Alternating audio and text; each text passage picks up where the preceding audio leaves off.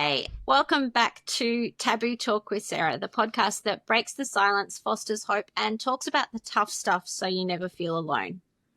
I'm your host, Sarah Jordan Ross. I am a wife, a mum to 3 amazing boys, and I've spent the last 25 years in the health and well-being space as a therapist, but then also as a carer.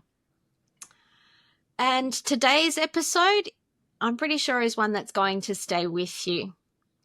It's raw, it's real, it's one mother's love poured out in the face of the unimaginable.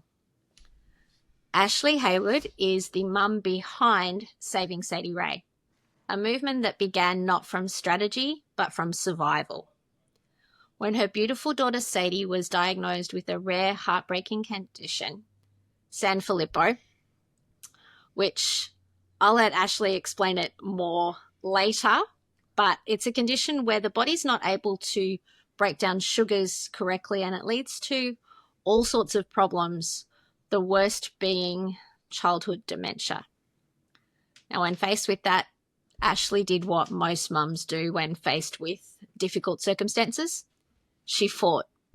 And she's here today to share that fight with us, the highs, the heartaches, the things no parent should have to endure, but also the hope found in that. This isn't just a story about Sadie Ray. It's a story for every mum walking through a diagnosis they didn't see coming.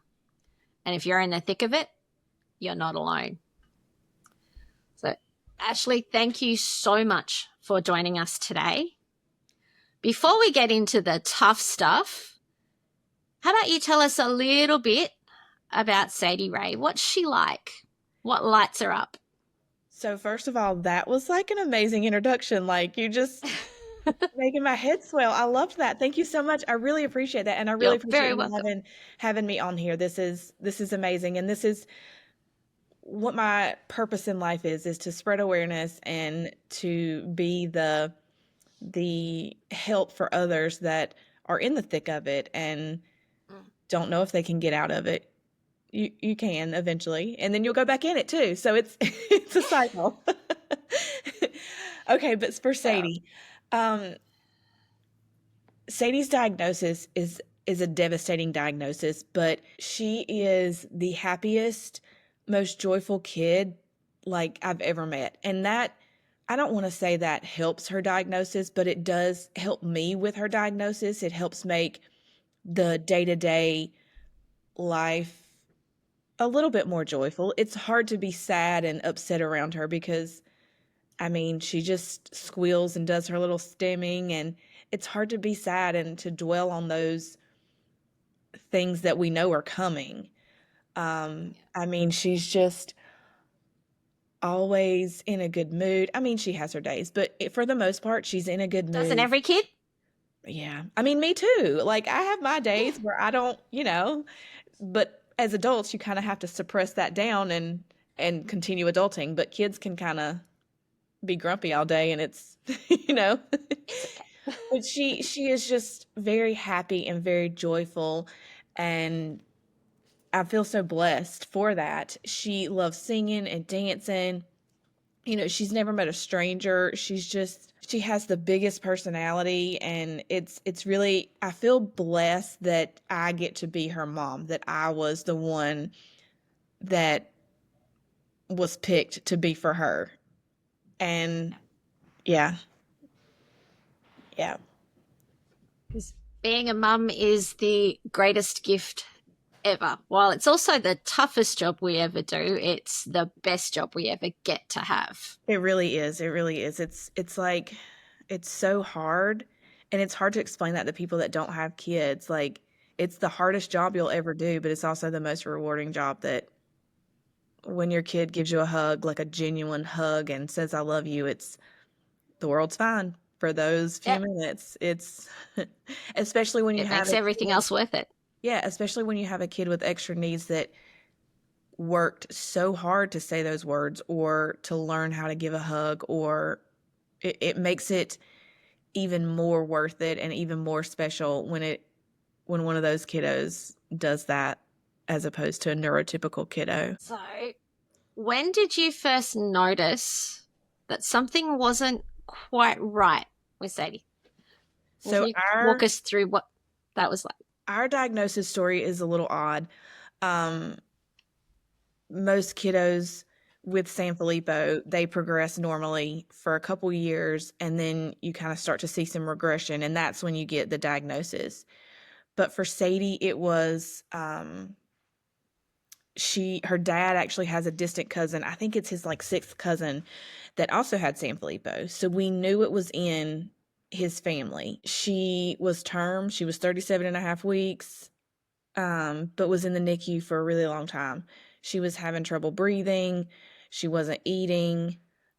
She had a brain hemorrhage. And it was just, I questioned, like, this shouldn't be happening. She was term. Like, we have to figure, there's something more. Like, I had a mom instinct that I went with.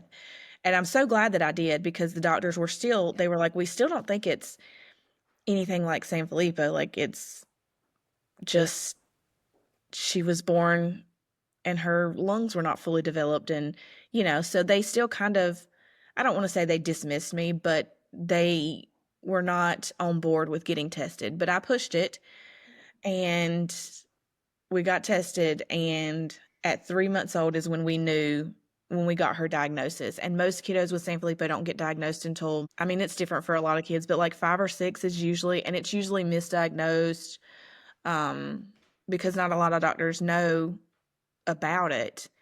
And so we were pretty lucky that we got that early diagnosis. And we didn't really notice anything. I mean, since she was in the NICU for so long and she had that brain hemorrhage, she was behind on everything, but not too far behind. She was still doing really well. Um, she actually got into a clinical trial when she was 3 and did remarkably well in the clinical trial. She was in it for 2 years, and business decisions happened. It was too expensive. They closed the study.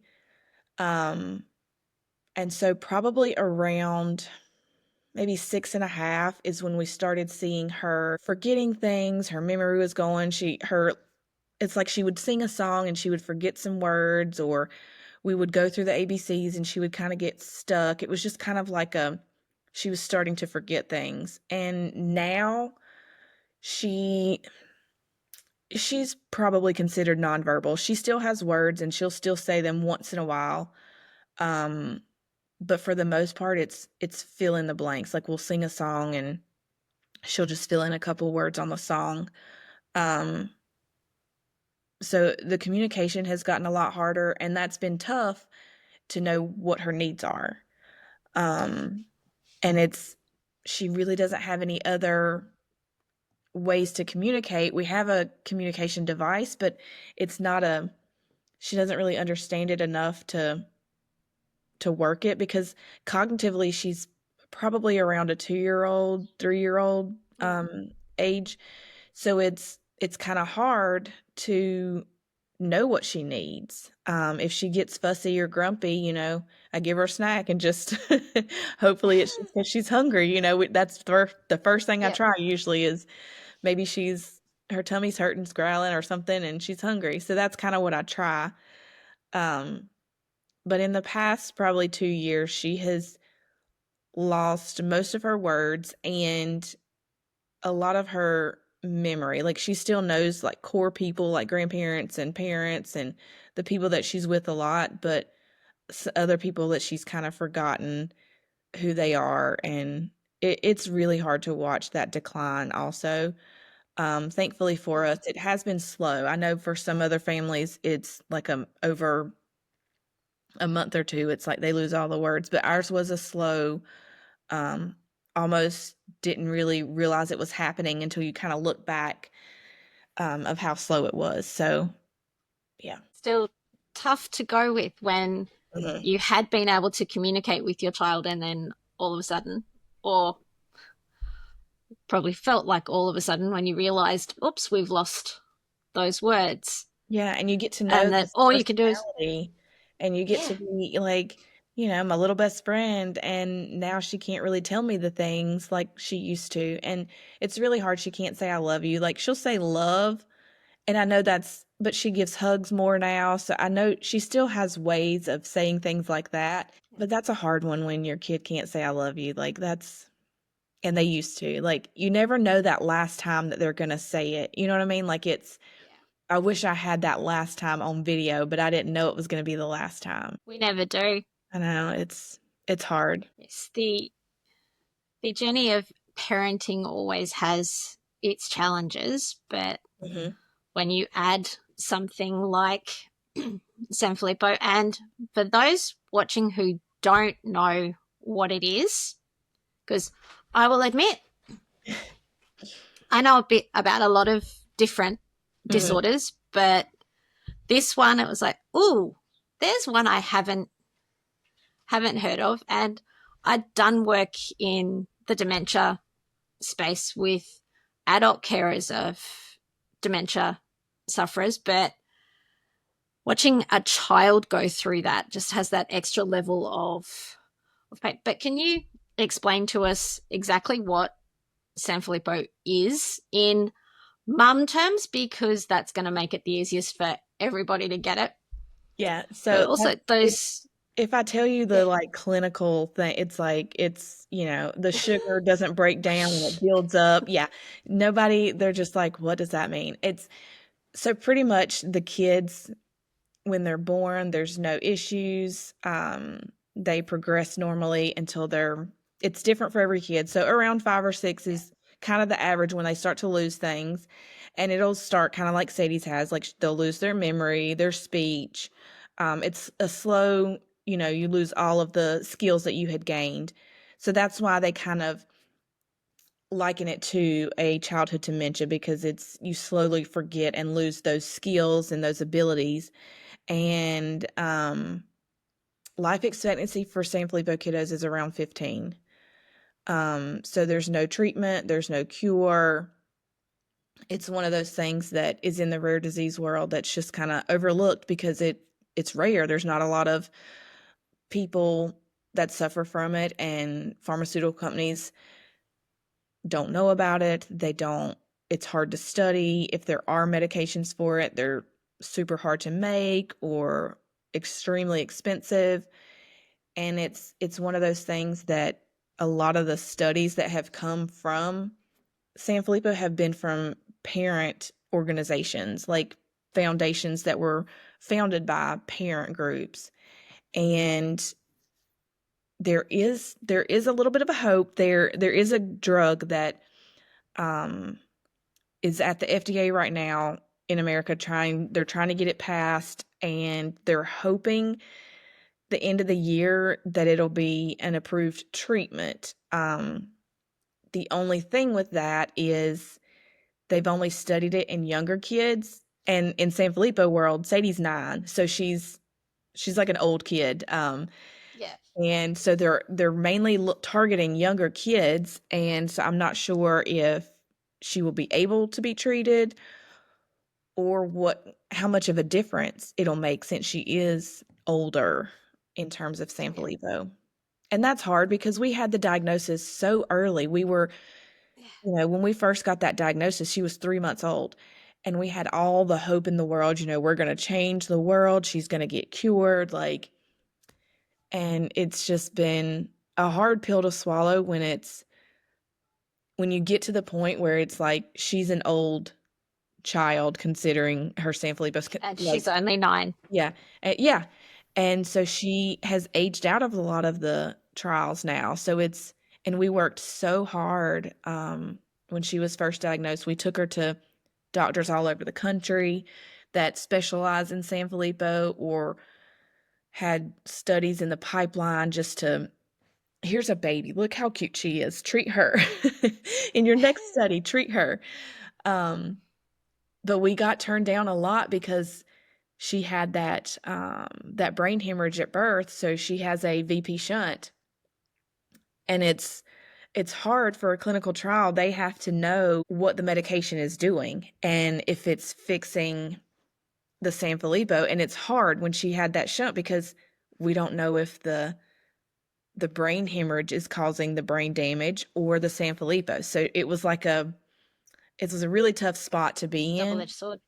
But once she got a little older and the doctor saw, like, she knew all of her ABCs, she was talking in these very long sentences, you know, she knew colors, shapes, she could count to like 15 at like 3 years old. Like, so the doctors knew that it was the brain hemorrhage didn't really bother that part of her brain.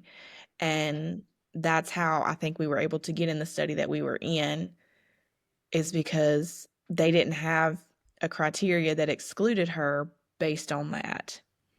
Um, but yeah, that was a hard pill to swallow when I realized she's old in Sanfilippo world. So she has kind of aged out of a lot of things, and all the work we did, I'm still proud of that work, and I still am working. Like, I'm still doing the things because every little bit helps. And any other kid that gets diagnosed, I don't want any doctor to ever tell a parent, there's nothing we can do. Just take them home and have a good life and love them. That's nice to say, and it's genuine, and it is the truth, but there should be more options. I think every parent, we want to be able to do something to help our kiddos. So you became an advocate, whether you wanted to or not, and you've pushed for her, and you'll continue doing so. So what is it, other than the not wanting any other mum to go through the same things that you have, what is it that drives you to keep going, to get that word out there? I just really feel like to find any kind of treatment for these rare diseases, like, you need the funding. And to get the funding, you're going to have to get, like, social media has been great with fundraisers and raising awareness. And whenever, like, we're out and about, and even, we go to Disney World or something and we get recognized, that's really big for me, because it means what we're doing. And honestly, I don't do the social media much. I have my sister-in-law is the one that does our social media pages. But when we get recognized out and about, like, even in different states, it really shows that what we're doing is making a difference, and people know about this disease. And 4 or 5 years ago, they probably never heard of this disease, and they didn't really know anything about rare diseases in general. And I think that is what drives us, is it's making a difference, just social media, and it's free. And we get those memories, we take the videos, we take the pictures, and so we have those memories to look back on also.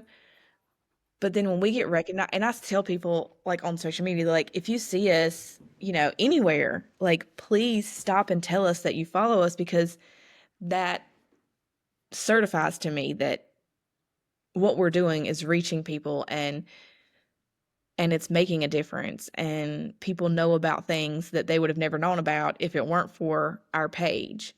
And I think that's really big, to spread awareness and hopefully get funding and hopefully get treatments, cures, something for these kiddos.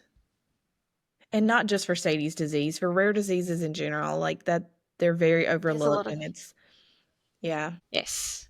And it was social media that I found you and did I need to talk to her, because part of the reason why I started this show was I have 3 little boys, but 2 of them have extra needs. One has ADHD, which a lot of mums are going through that. Mm-hmm. But then my oldest son was diagnosed with pediatric multiple sclerosis. Oh, wow. When he was 12. Generally, MS doesn't hit until the 20s, and unusual in a 12-year-old boy. Mm-hmm. So, but as a massage therapist, I was talking to lots of people in clinic, and I kept hearing very similar messages of feeling like you're in it all alone. And it was, well, if everybody's telling me the same things, then they're definitely not. But I wanted something to to start those conversations, to start talking about what so many of us are going through so that people realize they're not alone, because there is so many rare disorders out there that people feel like they're dealing with that by themselves. And good on you So for starting this to advocate. That's amazing. It's I think for me, I didn't really realize that I was an advocate or a caregiver until I mean you're just a mum doing what you do. somebody said it to me one time and I was like, I don't really feel like I'm a caregiver. Like I I do mom things. And they were like, but Sadie has extra needs. So like you're not doing regular mom things. You're doing extra and that means you're caregiving for her. And I was like, oh, okay. So I okay. But like you don't when you're in it, you don't realize that you're just doing it. You're just doing Yeah. life. And people I don't love I know people mean well, but when people say, something like, you were meant to be her mother or God only gives special kids to special people. I was not I was not prepared for that. Like No. you know, I It's not always the compliment it's meant as. I know they mean well, and I always am like, so thank you, very nice. But it's just one of those things. Like for the most part, I feel like all moms, this is what you do. You step up and you be a mom, and this is what you have to do. I mean, I know there are kids in foster care and orphaned and different situations, but for the most part, I think most moms, this is what you do. And I don't I was not prepared for this when I had Sadie. Like, I had no idea. Like, I had to learn and figure out, and I was not, there's nothing special about me. I've had to like learn and train myself and figure out. And it's so, yeah, I know when people say that they mean well, and I take it and I say thank you, and it's so sweet. But a little bit of me is like, I don't love that because there's nothing, I'm doing what I'm supposed to do. I'm being a mom. That's it. You're just doing the mum thing Yeah, because, well, she's your first baby. You don't know any that's right. different. Yeah. So, and I don't think any first time mum ever knows really what they're doing. I know I certainly I didn't, still and don't. I was an older mum, so it's like, I had Yeah. lots of experience around other people's kids, but it's a bit different when you're doing it 24/7. Yeah, you can't send them home. No, you can't hand them back and say, "Hey, you take care of it," And the like hospital you can doesn't when it's give you someone like else's a kid. here's what you're supposed to do kind of list of what happens. And no, they're just send the baby with you, and it's Yeah. kind of traumatic. Then you have a kid in the NICU, and that's even more traumatic. And Yeah. yeah, yeah. And then becoming an advocate. Like somebody told me one time I was an advocate, and I was like, I don't I don't even really know what that means, but like, Mm. what have I done for you to think that and they're like, well, you're advocating for her, like her school needs and her insurance needs and her equipment and all of these things. And I was like, Mm. I don't really feel that's an advocate. Like that's just A getting the mum. stuff that we need. Yeah, I'm being a mom and I'm getting the stuff Yeah. that we need. So it's kind of crazy to think of those two things. Like, I'm just a mom. A mum doing a very tough job very well. Thank you. Now, with what she's going through, so you had all of the joy and the excitement of her learning all of those things, and then now the grief of watching her lose those things.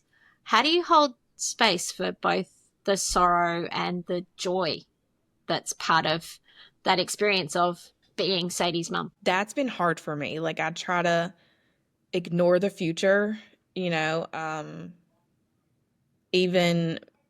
on social media, other families that I'm friends with and know sometimes I just scroll through their things so that I don't see what's coming. And I know that that's bad for me. I do have a therapist and she tells me I need to like feel all of my feelings. And I do have a hard time with that, but I've had to grieve so many like different things that you don't really think about. Like I've had to grieve she's not going to play t-ball. She's not going to be at a dance recital. She's not going to go to prom. She's not going to drive a car. Like just little things like that. Yeah. I've had to grieve all of that. And I think we have tried to do so many different things with her, like weird things. Like she's gone to all these kind of adaptive, like we've gone skiing, surfing, water, wakeboarding, rock climbing, indoor skydiving. Like she's done all kinds of things. And I think that's my way of coping and having those memories because she enjoys them, but she's not going to remember them. But I'm going to have those But you memories, will. and I'll have that memory as opposed to another mom having a dance recital or prom or whatever it is. But that is hard for me. I am bad about like not thinking about the future and just ignoring it. And I try to work on that, but it's easier to stay in my little bubble and not focus on the hard stuff. But I know that I need to. Um, but like I said, it's kind of hard too because she's just this joyful kid that it's hard to think about sadness and grief when you're around her because she's happy. And that grief's going to come when it Yeah. comes. Yeah. And I love that you're packing as much life as you can into the time that you have. Yeah, that's the Because goal.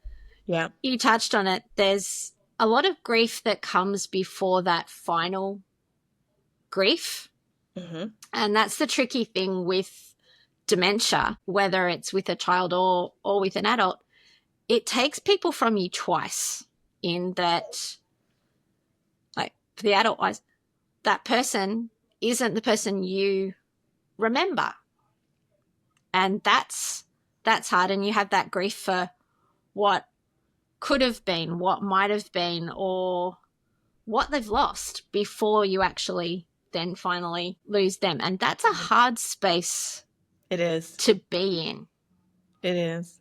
Yeah, learning their Yeah. personality and like I said, being my little best friend and then Yeah. now she doesn't remember all of the things and she knows who I am, but she can't tell me she loves me. It is a very hard it's a very hard thing. So I hope that you are taking as good a care of you as you are of her. Sometimes that's hard. It is. So It's very hard. But I have learned, to be the best caregiver, which apparently I'm a caregiver. To be the all best mums are. caregiver. Yeah. I have Mm. to I have to be the best version of me and I do try to acknowledge that and take the time, but it is hard cuz life is hard. Yes, and it doesn't matter what challenges you're facing. So, what have been some of the things that have helped you get through? I have a great support system. Grandparents, aunts and uncles, Sadie's aunts and uncles are just amazing. And I think my friends, like, that's my me time when I get to go out and just, Sadie's at the grandparents and I can go out with my friends and just kind of be normal. That is amazing. And I love doing that. And I also like to do things with her and like little play dates. Like that means a lot to me too because it's kind of the normalcy. Even though she doesn't play like a normal kid, it's still like a normal thing to do. And I think that has helped me a lot. And I think just having having the support system is huge. I also have a church group that we have a local church and we're in a very small town and they have a special needs program. They have a special needs ministry and that's huge, especially in a small town. Yeah, Um, that's amazing. yeah. And we have a mom's Bible study that we meet. And I mean, sometimes we don't even talk about our lesson. We just are talking about different things for our kiddos. And I mean, that's where you get the best resources is other families. And that has really helped me a lot is having that group and then also those moms that get it. Um, and getting to meet with That is them like huge. weekly. Yeah, I mean, I love my friends, but they don't get it, and nothing against that. I mean, I don't want them to. But my friends that have kiddos with special needs, that group is just I've learned so much from them, like resources, and that has been very helpful for me. And sometimes even just the simple thing of being able to say to somebody who understands just that, actually, today I'm having a really rough day, or yeah, just being able to Yeah. let that mask drop and admit that, hey, it's not okay, and know that somebody is going to say, yeah, I hear you, I see you, I get it. Mhm. And I don't even have to say Yeah. anything sometimes, like just them talking about their day. I'm like, I can relate so much to that. And Yeah. I don't even have to say anything, but it's just so relatable. That has been really amazing. And I think every caregiver of a kiddo with extra needs, like you have to have like that community and that support because they get it and it's so different. Because it's a tough load to carry Yeah. alone. And the beautiful thing is that when you find your tribe, you realize you're not actually carrying it alone. So, what would you say to other mums in a similar position to you? So many things. Yeah. There's so many things. Um, I think the biggest thing is you have to learn this is not the life that you chose, obviously. Um, but most people's lives aren't. But you have to figure out how to learn to love this life and be happy in this life and find the joy. It's not going to be there every day. It's may not be there for a week, but you can find little bits of joy in even the simplest things. And you just have to learn how to love this life. And you'll probably go through where you hate it and you wish it was so different, but you can't change it. And you just have to learn to love it. I don't think I can say anything better than that, but no, I just want to thank you for being here, for sharing your heart, for telling us a little bit about your extra special girl. Now, if anyone did want to help, how's the best way for them to do that? So we are on social media. We're on Facebook, Instagram, and TikTok, and you can search Saving Sadie Ray. And then we have also linked up with a foundation, a parent-led foundation. It was founded by two parents that there was no other foundation, so they were like, "We got to do something." And it is the Cure Sanfilippo Foundation, and they are a great resource. They're a great resource for families, newly diagnosed families. They have been very instrumental in helping clinical trials get started, funding them. Um, so check out Cure Sanfilippo Foundation, and then you can search for us at Saving Sadie Ray. And we will have the links in the show notes as well. So, for every mum who's listening and facing the unknown, fighting silent battles every day, I want you to know you are not alone. Whether you're navigating rare conditions, endless appointments, because there always seems to be so many, Mhm. or just the weight of trying to hold it all together for everyone around you, your story matters, and so do you. So please keep sharing your stories. And if you'd like to follow and support Ashley and Sadie Ray's journey, we'll have all of the links in the show notes for you as well. And please take a moment to share this episode with somebody who needs it, because the truth is we never know what battles somebody else is facing, and when our story might be the thing that makes the difference to them. Because it's when we talk about the hard stuff, we don't just raise awareness, we create community. And I'm very glad that Ashley is now part of our community. Until next time, take care of yourselves, take care of each other, and keep sharing your stories. I'm Sarah Jordan Ross, and this has been Taboo Talk. We'll see you next time.